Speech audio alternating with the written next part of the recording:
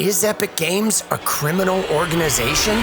Tim Sweeney, CEO of Epic Games, has been caught in the crosshairs for his role in the biggest scandal in modern gaming.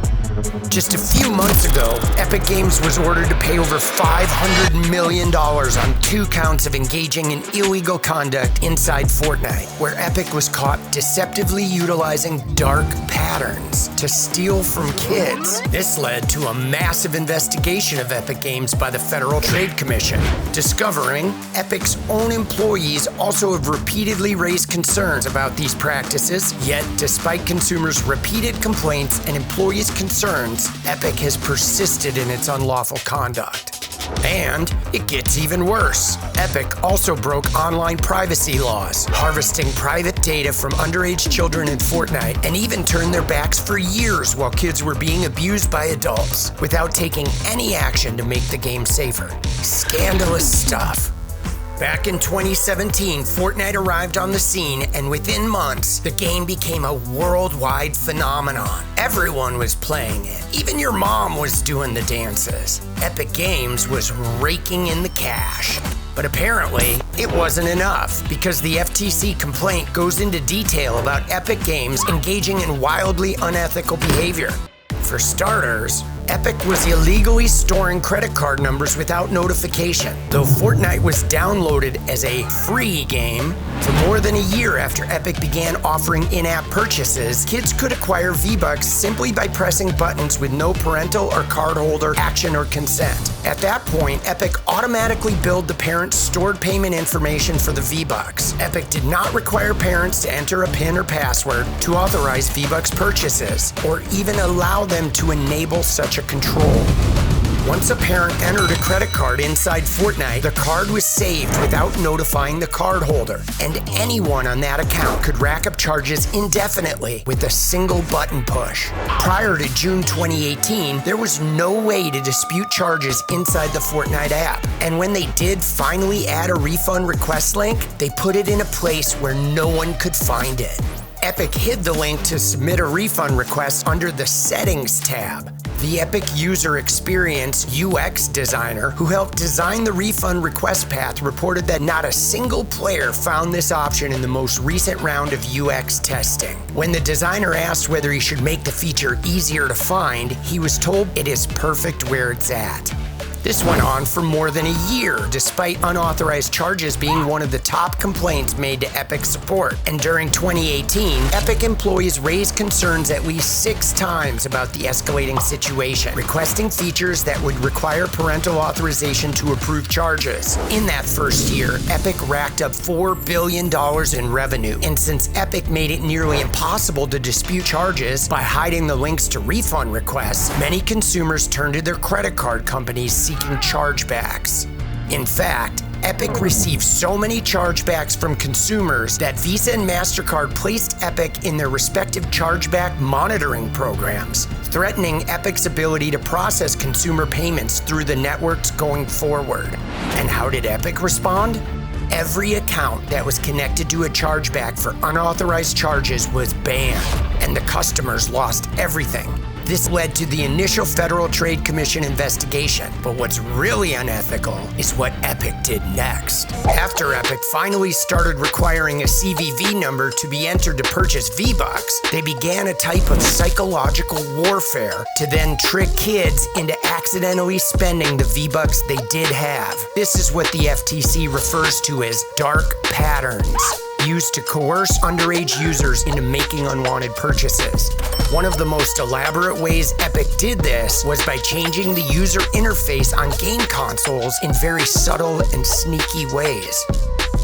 The youngest members of the Fortnite player base were using game consoles like the PS4 and making purchases with controller buttons.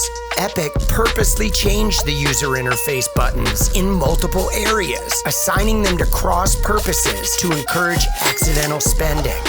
For example, on the purchase screen, Square was used to buy items and X was used to preview the style or inspect the item. But in the user's locker, the controls were reversed. Square was used to preview the style and X was used to select it. So, a young user who went from previewing styles in his or her locker with the Square key might go into the item shop and hit the Square button to preview an item and instead be instantly charged for a purchase. And they inverted the controls yet again on the Battle Pass page, making the X be the purchase button and the Square to provide more info. And once Fortnite came out on mobile, they did something similar by placing the preview and purchase buttons stacked, so it was very easy to accidentally hit the purchase button while inspecting an item. As you might imagine, young children were particularly vulnerable to these schemes, and the changes led to more than 1 million complaints from users. For years, Epic employees sounded this alarm as well, requesting a more consistent user interface and the addition of confirmation buttons for purchases. Despite these repeated complaints and recommendations from customers and employees, Epic continues to charge users for in-game items without their authorization. It only started requiring an additional step beyond pressing a single button for one type of item, Battle Passes, in or around June 2020, 3 years after Epic began billing consumers for in-game charges, and also after learning it was under investigation by the FTC. And when Fortnite finally did add a way to cancel purchases, they quickly moved the cancel button to a much less obvious part of the screen and made it a hold required button, whereas purchasing remained a single click. These deceptive practices targeting young children led to Epic Games being fined $245 million on the first count. But the worst part comes in the second count, concerning privacy violations and child safety from a court filing in the U.S. District Court of North Carolina. This is where things get criminal.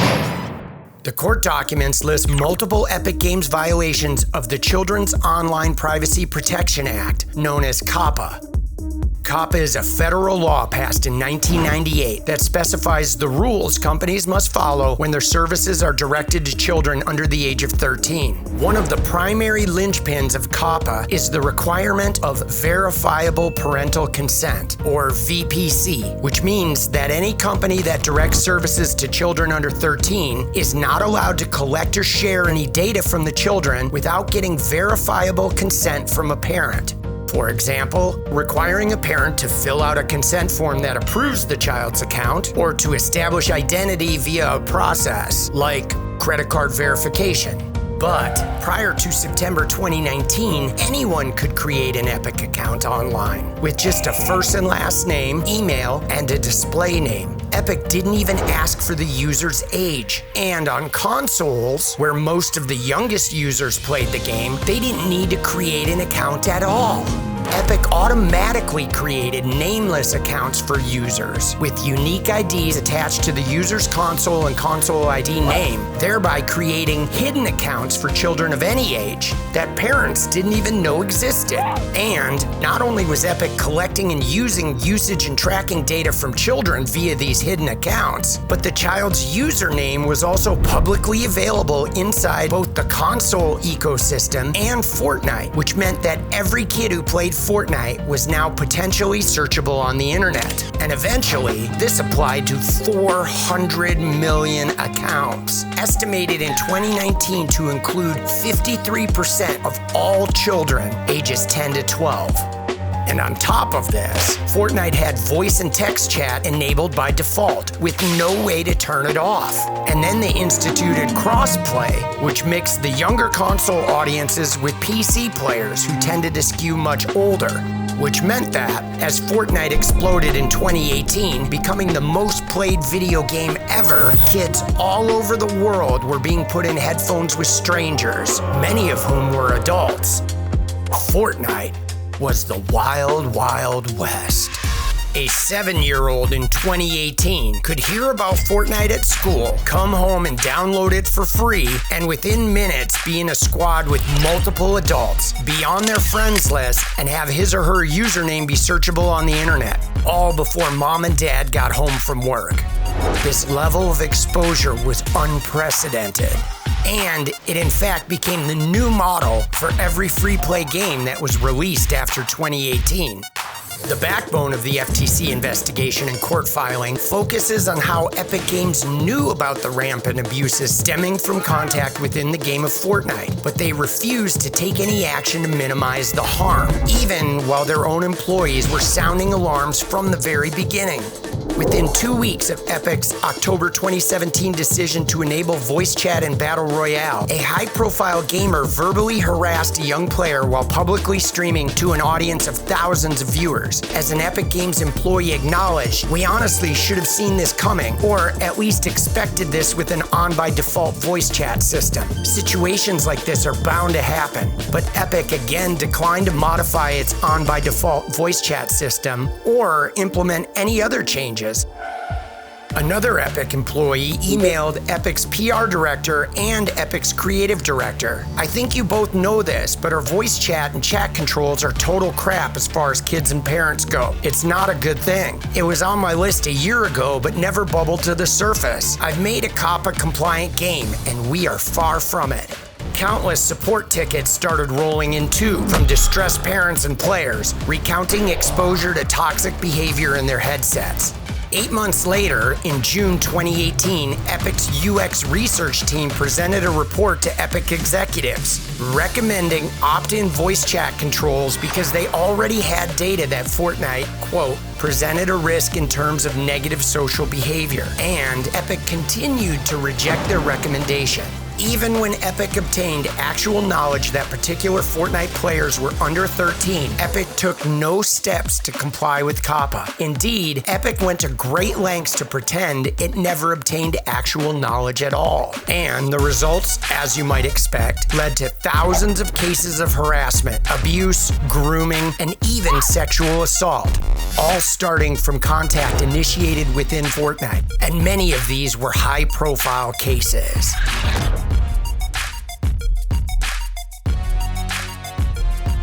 And despite all this, Epic still fought Microsoft when they wanted to exclude Xbox users under age 13 from participating in crossplay. And it took nearly 2 years before Epic allowed any parental controls at all.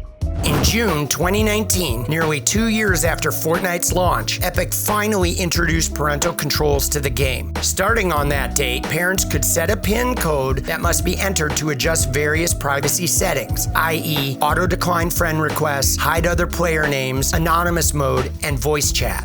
Of course, to enable parental controls, parents would first need to know they existed, have access to their child's or teen's Fortnite account, and know where to find the controls. And when Epic finally introduced a toggle to disable voice chat, it was again buried inside an unrelated settings menu. And on top of it all, when parents contacted Epic to review or delete the information Epic collected from their child through Fortnite, or delete their child's Epic Games account, Epic made those parents jump through extraordinary hoops to verify their parental status. For example, Epic required some parents to provide all IP addresses used by their child to play Fortnite, the date the child's Epic Games account was created, an invoice ID for an Epic Games purchase, the locations, city, state, province where purchases were made, the last 4 digits of the first payment card used on the child's Epic Games account, the date of their child's last Fortnite login, their child's original Epic Games account display name, and the names of any PlayStation, Xbox, or Switch consoles connected to their child's Epic Games account. Where parents were able to provide such information, Epic sometimes required them to provide even more information before Epic would agree to process the parent's review or deletion request, like the name of a cosmetic item their child purchased more than 30 days ago, and a copy of the parent's passport, identification card, or recent rent or mortgage statement. The FTC investigation exposing all these violations led to a record $275 million fine and a permanent injunction that led to mandatory changes with how Epic handles these issues moving forward, like that new voice chat reporting system that Fortnite just unveiled, the one that uses recordings. It only exists because of this FTC court settlement. And Epic is paying fines totaling $500 million of the $10 billion they made from Fortnite, but walking away with the largest data network ever, connecting the dots on an entire generation of kids who came up in the Fortnite ecosphere. And with new additions like Lego Fortnite, it would appear they are wooing even younger fans into their network. And what about Disney? Did they buy into the Fortnite metaverse to clean things up? Or are they here to exploit what Tim Sweeney built? Only time will tell.